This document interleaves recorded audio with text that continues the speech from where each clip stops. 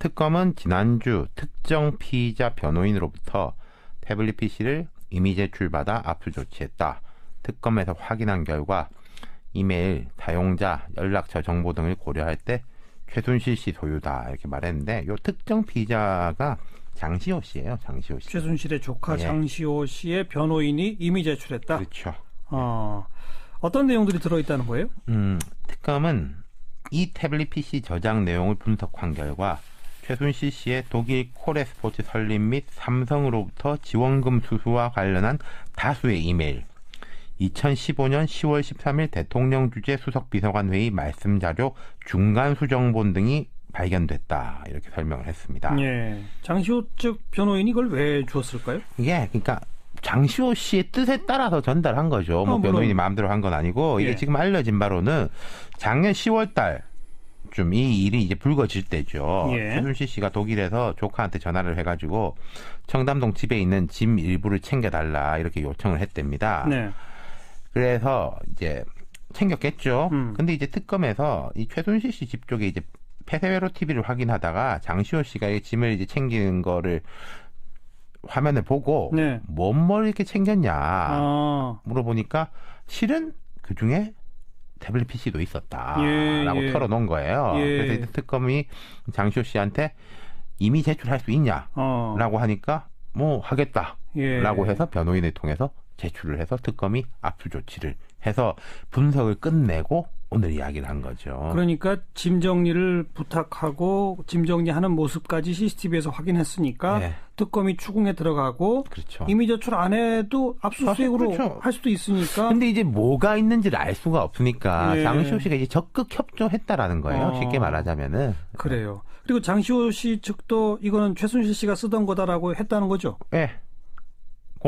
이모가 들고 다니는 걸 이제 봤었다.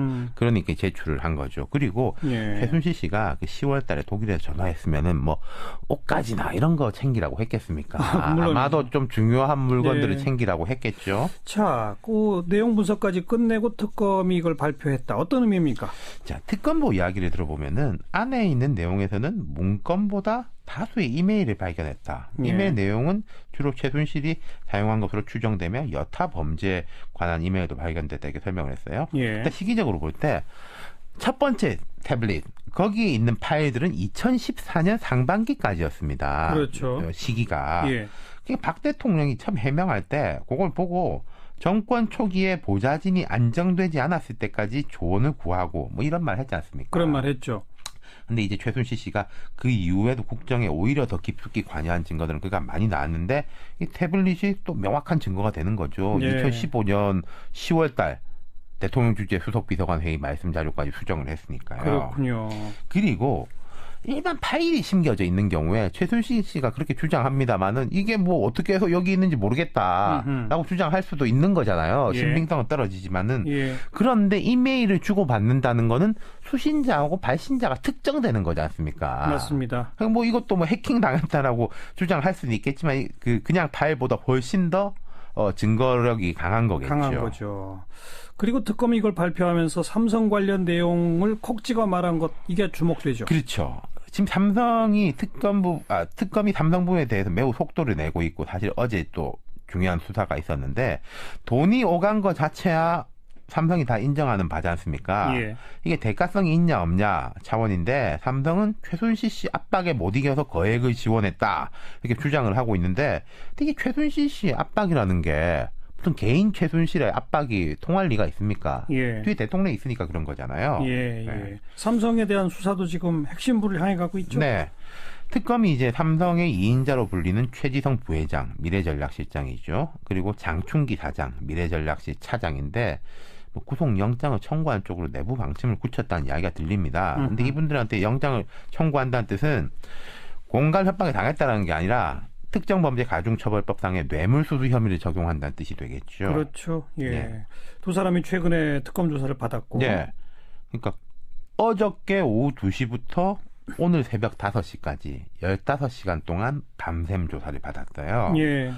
지금 이제 승마협회 회장으로 최순실 씨랑 직접 접촉한 사람은 박상진 삼성전자 사장인데 이분은 뭐 입원해 있고 그보다 더 위를 보는 거죠. 그렇죠. 그러니까 삼성그룹의 핵심으로 가는 것이고, 네. 예.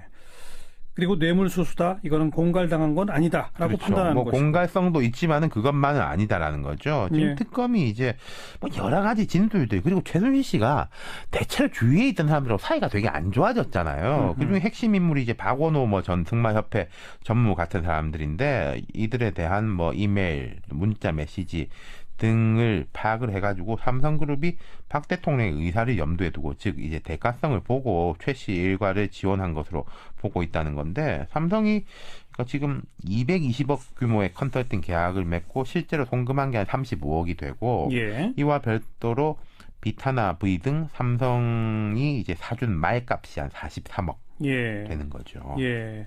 원래 이거는 승마 유망주 여러 사람을 키운다라는 명분이었는데 다른 유망주는 없고 그렇죠. 정유라 하나고. 예, 6명 중에 이제 6명을 한다라고 했는데 끝까지 안 했고 아까 말씀드린 박원호 전무 같은 경우에는 이 사람은 또 이제 승마 쪽에 욕심이 있는 분이니까 빨리빨리 뽑자라고 하다가 최순실 씨한테 면박을 당했다는 거 아니겠습니까? 예, 예. 그리고 뭐 그런 증언까지 나와요. 이건 삼성 쪽 이야기인 것 같은데 처음에 삼성이 말을 사가지고 삼성 명의로 정유라 씨한테 주니까 최순실 씨가 언제 말 빌려달라고 했냐라고 이제 막 화를 내가지고 아예 그 다음에 이제 2마리를 사줬다 이런 이야기도 나오고 있는 거고요. 그러니까 명의를 삼성 명의로 하는 거는 빌려주는 거니까. 그렇죠. 그게 아니라 정유라 이름으로 사둬라. 예. 예. 그리고 뭐 35억 송금된 돈이 어디 쓰였는지까지 지금 낱낱이 막 나오고 있는 상태 아니겠습니까?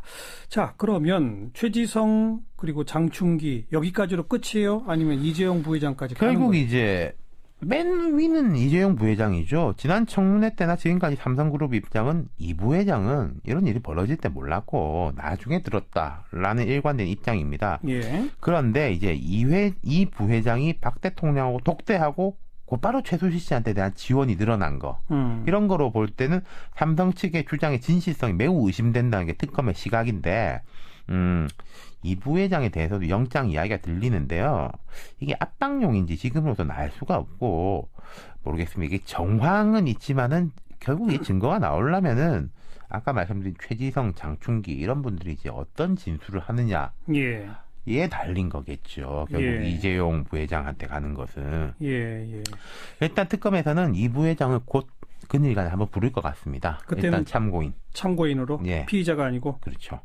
최지성, 장충기 두 사람은 지금 참고인 신분인데 피의자로 전환될 가능성이 높고 말하자면은 삼성그룹의 1, 2, 3가 다 최순실 씨로 이제 엮여서 들어가는 모양새인데 대단하네요. 대단하기는. 네. 그래요. 삼성에 대한 수사 일단 구속영장 청구는 아직까지 없었으니까 네. 만약 청구된다면 법원이 또 어떻게 판단하는지 그렇죠. 중요한 가늠자가 될 거예요. 네. 수고하셨습니다. 감사합니다. 윤태곤 실장이었습니다.